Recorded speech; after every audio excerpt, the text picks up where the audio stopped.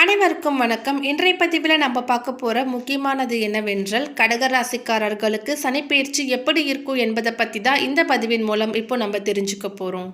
1500 ரூபாய் மதிப்பு கொண்ட ஒரிஜினல் கருங்காலி மாலை நம்ம கிட்ட 1100 ரூபாய் மட்டுமே. பாலிஸ்டர் மாலையும் நம்ம கிட்ட இருக்கு. 8 mm பாலிஸ்டர் மாலை வேணும்னா 1400 ரூபாய் வரும். கேஷ் ஆன் டெலிவரி நம்ம கிட்ட கிடையாதுங்க. ரொம்ப நம்பகத்தமையா தினமும் பாத்தீங்கன்னா நிறைய பேர் வாங்கிட்டு இருக்காங்க. மாலையிலேயே பல வகை இருக்குங்க. ஃபர்ஸ்ட் குவாலிட்டி மாலை இந்த ரேட்டுக்கு உங்களுக்கு எங்கேயுமே கிடைக்காதுங்க. கான்டாக்ட் 88 70 10 75 27. ஜோதிடத்தின் மீது பெரிய அளவு நம்பிக்கை இல்லாதவர்கள் கூட இந்த சனிப்பெயர்ச்சி நடக்கும் பொழுது தன்னுடைய ராசிக்கு எப்படிப்பட்ட பலன் கிடைக்கும் என்று பார்ப்பது வழக்கம். சனி பகவான் ஜோதிடத்தில் அசுப கிரகமே என அழைத்தாலும் அவர் எப்பொழுதுமே தீங்கு மட்டுமே செய்யக்கூடியவர் அல்ல. சனி பகவான் கெடுப்பதையும் கொடுப்பதையும் யாராலும் தடுக்க முடியாது. ஒவ்வொருவரின் கர்ம வினைத்தான் செய்யக்கூடிய நல்ல மற்றும் தீய வினைகளை பொறுத்து சனி பகவான் தகுந்த பலன்களை தருவார் என்றே சொல்ல வேண்டும். அந்த வகையில் கடக ராசிக்காரர்களுக்கு இந்த முறை அஷ்டம சனி ஆரம்பமாக உள்ளது. எனவே கவனமாக இருக்க வேண்டும். கடகராசிக்காரங்க இந்த பதிவை பார்த்துட்டு இருந்தீங்கன்னா தொடர்ந்து கடைசி வரைக்கும் பாருங்க, ஸ்கிப் பண்ணிடாதீங்க. இந்த பதிவின் மூலமாக இந்த சனிப்பெயர்ச்சி உங்களுக்கு எப்படி இருக்கும் என்பதை பற்றி இந்த பதிவில் நீங்கள் பார்த்து தெரிஞ்சுக்கலாம். அது மட்டும் இல்லாமல் நீங்கள் இன்னும் நம்ம சேனலை சப்ஸ்கிரைப் பண்ணலைன்னா மறக்காமல் சப்ஸ்கிரைப் பண்ணிக்கோங்க. அப்படியே பக்கத்தில் இருக்கக்கூடிய நோட்டிஃபிகேஷனுக்கான பெல்லைக்கானையும் கிளிக் பண்ணிக்கோங்க. கடகராசிக்கு 8ஆம் வீடான அஷ்டமஸ்தானத்தில் சனி பகவான் அமர்வதால் எதிலும் சற்று நிதானமாக நடந்து கொண்டாலே பல பிரச்சனைகளில் இருந்து விடுபட்டு விடலாம். பெரும்பாலான அஷ்டம சனி என்றால் கெடுப்பலன் தான் கிடைக்கும் என நினைப்போம். ஆனால் இந்த நேரத்தில் சில நற்பலன்களும் பெரிய அளவில் கிடைக்கும். குறிப்பாக வெளியூர் வெளிநாடு சார்ந்த கல்வி வேலை தொடர்பான விஷயங்கள் அனுகூலமானதாக இருக்கும். உத்தியோகத்தில் பணிச்சுமை இருந்தாலும் உங்களுக்கு அடுத்த நிலைக்கு உயர்த்தக்கூடியதாகவே இருக்கும். பகவான் குரு ஆளக்கூடிய பூரட்டாதி நட்சத்திரத்திற்கு செல்லும் பொழுது பல வகையில் சிறப்பான பலன்களை கிடைக்கும். ஏனெனில் உங்கள் ராசிக்கு 6ஆம் வீடான உத்தியோகம், உயர் பதவி, நோய் எதிரிஸ்தான அதிபதியாக குரு உள்ளார். அடுத்து 9ஆம் வீடான தந்தை பாக்கியஸ்தான அதிபதி குரு என்பதால் உங்களுக்கு எதிர்பாராத வெளியூர் வெளிநாட்டு பயணம் போன்ற நற்பலன்களே கிடைக்கும். சனி பகவான் கடக ராசிக்கு 8ஆம் இடத்தில் அமர்ந்து ராசிக்கு 10, 2, 5ஆம் இடங்களை பார்க்கின்றார். சனியின் 7ஆம் பார்வை ராசிக்கு 2ஆம் இடமான தனஸ்தானத்தில் விழுவதால் பொருளாதார வளர்ச்சி எதிர்பார்க்கலாம். இதுவரை இருந்த நிதிநிலை பிரச்சனைகள் தீரும். குருவின் பார்வை தற்பொழுது சாதகமாக இருப்பதோடு சனியின் பார்வை தனஸ்தானத்தில் விழுவதால் நிதிநிலையில் எந்த ஒரு பெரிய பிரச்சனையும் ஏற்படாது. திருமண தடைகள் நீங்கும், முயற்சிகள் வெற்றியடையும். ஏனெனில் குரு 9இல் இருப்பார். பின்னர் 10இல் செல்லும் பொழுது திருமண யோகம் கூடும். அஷ்டம சனியால் சிலருக்கு வம்பு வழக்குகள் ஏற்பட்டாலும் அதில் நல்ல தீர்ப்பும் கிடைக்கும். ஆரோக்கியமும் மேம்படும். கணவன் மனைவியிடையே உள்ள பிரச்சனைகளும் தீரும். அஷ்டம சனி நடந்தாலும் குருவின் பார்வை உங்கள் ராசி மீது விடுவதால் சனி தரக்கூடிய கெடு பலன் குறையும். நீங்கள் செலவு செய்தாலும் பெரிய நற்பலன்கள் கிடைக்காது என்பதால் முதலீடு, சொத்து வாங்குவது போன்ற விஷயங்களை மற்றவர்களின் பெயரில் செய்து கொள்வது நல்லது. வியாபாரத்தில் நீங்கள் போட்ட முதலீட்டை எடுக்க முடியும் என்றாலும் வேலையாட்களுடைய ஒத்துழைப்பு அவ்வளவு திருப்திகரமாக இருக்காது. சில நேரங்களில் நீங்கள் நேரடியாக பணிபுரிந்தால் மட்டுமே எடுத்த ஆர்டர்களை குறித்த நேரத்தில் முடிக்க முடியும்.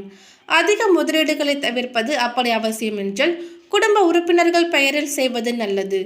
உத்தியோகத்தில் இருப்பவர்கள் பணியில் ஒரு சிறப்பான நிலை இருக்கும் என்றாலும் உங்கள் உடல் உபாதைகள் காரணமாக பணியில் கவனம் செலுத்த முடியாத ஒரு நெருக்கடியான நிலை உண்டாகும். உடன் வேலை செய்பவரிடம் வீண் பேச்சை தவிர்த்து விடுங்கள். நிதானமாக செயல்பட்டால் அடைய வேண்டிய இலக்கை அடைய முடியும். அதிகாரிகளின் ஆதரவு உங்களுக்கு சாதகமாக இருப்பதால் எதையும் எளிதில் சமாளித்து விடுவீர்கள். 1/5/2024 முதல் 14/5/2025 வரை லாபஸ்தானமான 11ஆம் வீட்டில் சஞ்சாரம் செய்ய இருப்பது ஒரு சிறப்பான அமைப்பு என்பதால் இந்த காலத்தில் தாராள பணவரவு ஏற்பட்டு உங்களின் அனைத்து வேலைகளும் பூர்த்தியாவது மட்டுமல்லாமல் குடும்பத்தில் மங்களகரமான சுப காரியங்கள் எளிதில் கைகூடும். குருவின் சாதக நிலையால் பல்வேறு வளமான பலன்களை இந்த காலத்தில் அடைய முடியும். 3/10/2023 முதல் 18/5/2025 வரை முயற்சி ஸ்தானமான 3இல் கேது சஞ்சரிப்பது உங்களுக்கு அனுகூலமான அமைப்பு என்பதால் இந்த காலத்தில் நீங்கள் செய்யக்கூடிய செயல்களுக்கு நல்ல ஆதரவு கிடைக்கும். உங்களது உடல் ஆரோக்கியத்திற்கு முக்கியத்துவம் தருவதும் நேரத்திற்கு உணவு உண்பதும் மிகவும் நல்லது. முடிந்தவரை குடும்ப உறுப்பினர்களின் ஆரோக்கியத்திற்கு முக்கியத்துவம் தர வேண்டும். அலைச்சல் காரணமாக உடல் அசதி, தேவையில்லாத மன அமைதி குறைவு ஏற்படலாம். பயணங்கள் மூலம் ஒரு சிலருக்கு வீண் பிரச்சனைகளும் ஏற்படலாம். குடும்ப பொருளாதார நிலையை பொறுத்தவரை கணவன் மனைவிக்கு இடையே விட்டு கொடுத்து செல்ல வேண்டும். பொருளாதார நிலை சாதகமாக இருந்தாலும் வீண் செலவுகளால் தேவையற்ற நெருக்கடிகள் ஏற்படும். பண பரிமாற்ற விஷயங்களில் கவனமாக இருக்க வேண்டும். ஆடம்பர செலவுகளை குறைத்துக் கொள்வது நல்லது. பிள்ளைகள் வழியில் மன நிம்மதி குறைவு ஏற்படலாம். பேச்சு குறைங்கள். கொடுக்கல் வாங்கலை பொறுத்தவரை பொருளாதார நிலை சாதகமாக இருந்தாலும் கொடுக்கல் வாங்கல் விஷயத்தில் சற்று கவனமாக இருக்க வேண்டும். நீங்கள் நியாயப்படி நடந்து கொண்டாலும் உங்களுக்கு வர வேண்டிய பண வரவுகள் தாமதப்படும். மற்றவர்களுக்கு வாக்குறுதி கொடுப்பது, பிறரை நம்பி ஒரு காரியத்தில் ஈடுபடுவது போன்ற விஷயங்களில் ஒரு முறைக்கு பல முறை யோசித்து செயல்படுவது நல்லது. தேவையில்லாத வம்பு வழக்குகளால் வீண் செலவுகள் ஏற்படும்.